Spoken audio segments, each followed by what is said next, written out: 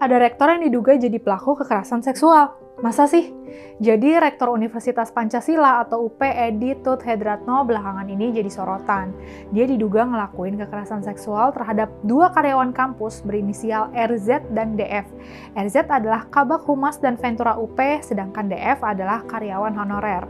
Sang rektor diduga ngelakuin pelecehan ke DF pada Desember 2022, sedangkan ke RZ terjadi pada Februari 2023. Kuasa hukum kedua korban, Amanda Mantovani, ceritain nih kronologi kekerasan seksual oleh sang rektor. RZ, kata Amanda, diminta untuk menghadap rektor di kantornya. Pas ditemuin, si rektor lagi duduk di kursinya, dan dia minta korban buat duduk di kursi yang berhadapan dengannya. Tapi nggak lama rektor bangkit dari kursinya dan duduk dekat si korban. Pas korban duduk sambil mencatat, tiba-tiba pipinya dicium sama si rektor. Korban syok dan langsung berdiri dari posisinya. Korban keluar ruangan sambil nangis dan langsung menceritakan kejadian itu kepada atasannya, kata Amanda. Amanda menduga laporan korban soal kekerasan seksual yang dialaminya gak ditindaklanjutin sama atasannya.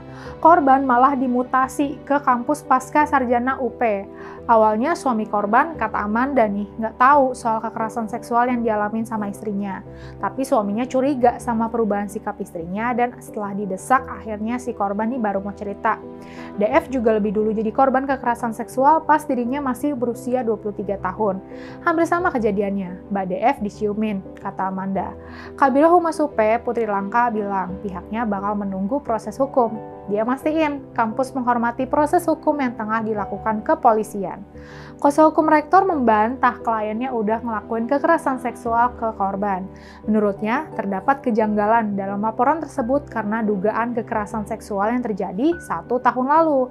Selain itu, kasus ini baru terungkap pada saat UP mengadakan pemilihan rektor baru.